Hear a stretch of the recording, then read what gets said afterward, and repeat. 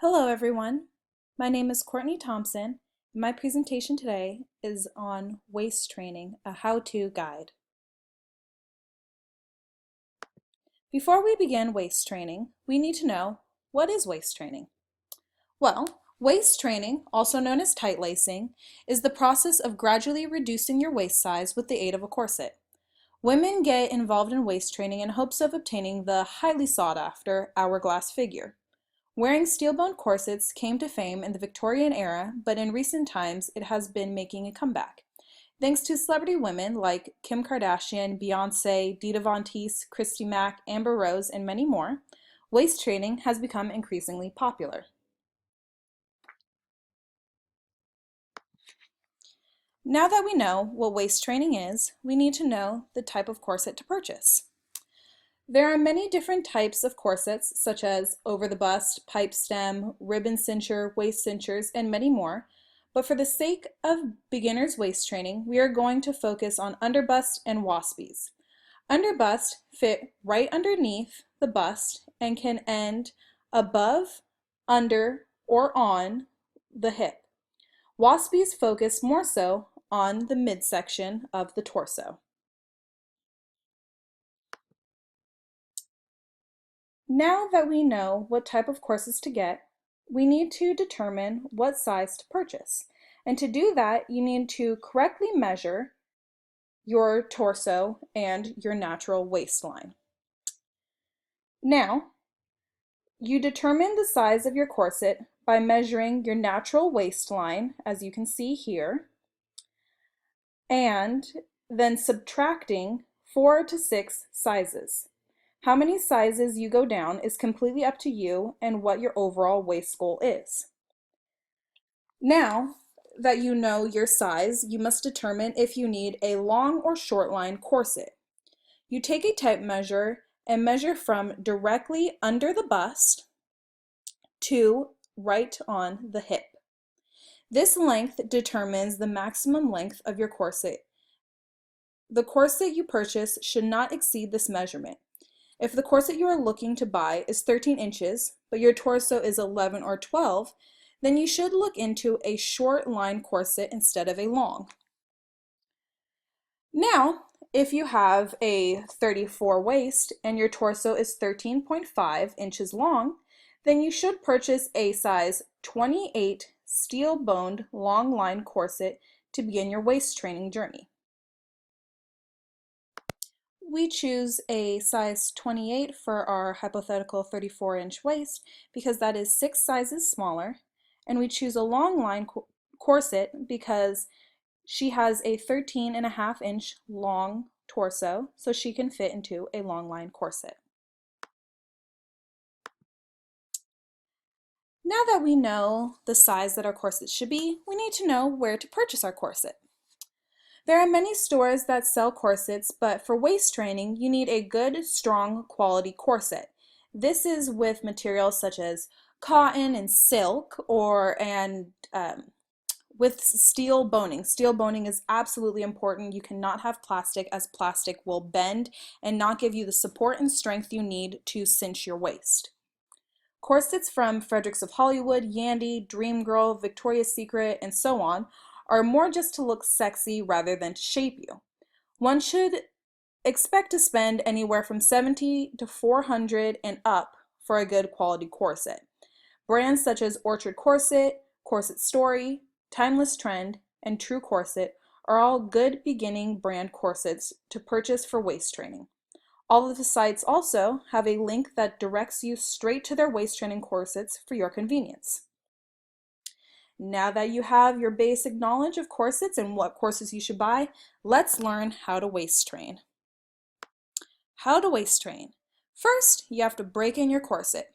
So once you have purchased your corset, you will be tempted to tighten it as far as it can go, but doing this can hurt you and ruin the corset. For the first week, you want your corset to get accustomed to your body. You should wear it for about 2 hours a day for the first week. For the second week, start wearing it for 4 hours, and then gradually start adding on hours until you are comfortable wearing your corset for the majority of the day. Once the corset is worn in and your waist becomes smaller, the corset will become more comfortable to wear. Now the next step is probably the hardest out of the whole waist training system. That is lacing up your corsets. Lacing up your corset is always easier when you have an extra hand willing to help you, but it is possible to lace up yourself. Make sure your corset is very loose, like in this picture, so that you can fasten the corset in the front. Next, tighten your corset by grabbing each X, this is where the laces cross over, and pull them out.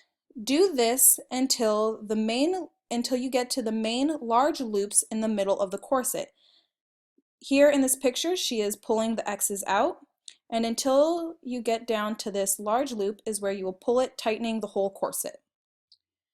This is where then you do this from the top and bottom section of the corset. After repeating the pulling of the laces a few times, you will find that your corset is at a comfortable point for you to stop. You want it to feel like you are being tightly hugged. When tightening your corset, you must make sure to keep the sides of the panels of the corset parallel. This ensures that you are tightening it evenly throughout your whole torso. If you get this A shape or V shape instead of these parallel lines, you are tightening the top more so or the bottom more so. Slowly tighten each way until they are all parallel. Once your corset is tightened to the desired size, you are ready to go and start enjoying your corset. Once you are done wearing your corset for the day, remember to completely loosen the laces before you unfasten the front. After breaking your corset, I recommend that you wear your corset anywhere from 6 to 8 hours a day for 7 to 5 days a week. Of course, the longer you wear it, the quicker you will gain your results and vice versa. When you will see your results depends on many factors such as skeletal frame, body fat, muscle tone, the proper fit and strength of your corset, and how healthy of a lifestyle you are living. If you are dieting and exercising while waist training, you will gain faster results. This is because you are losing fat and molding your body at the same time. You are making your body heal in a certain way and molding it to the corset. One should always check with a doctor before getting involved in waist training to ensure that they are in good health. You should always lace down slowly and gradually to give your body the time to get accustomed and shift into the desired hourglass figure. A corset is not dangerous as long as you take things slow. Woo! Now that you've had a long day of corset training, it's time to know what to do with it after you're done for the day. If you're a serious waist training, wearing your corset for 8 hours a day, 5 to 7 days a week, may have you feeling the need to wash it, but it is actually best if you do not wash your corset as there is steel boning that can rust and materials that can be damaged. A dry cleaners is always the best option when it comes to cleaning your corset. Now there are some ways to help your corset staying fresher longer. Wearing liners or clothing underneath your corset will help it from absorbing your sweat throughout the day. When you are done wearing your corset for the day, it is best that you take your corset inside facing out and place it over a chair like shown in this image. Doing this will allow any sweat or odors that have accumulated to air out overnight. Do not roll your corset up and stick it inside a drawer, and do not use Febreze perfumes or other body mists as this can cause a buildup on the inside, creating an irritation on the skin and can ruin the fashion fabric that is on the outside. Now that you have all your basic how-to knowledge on waist training, you're ready to begin. After following these instructions, you can potentially have results like all of these women. Everyone has successfully reduced their waist and have not damaged their bodies. Thank you for listening. I'm Courtney Thompson.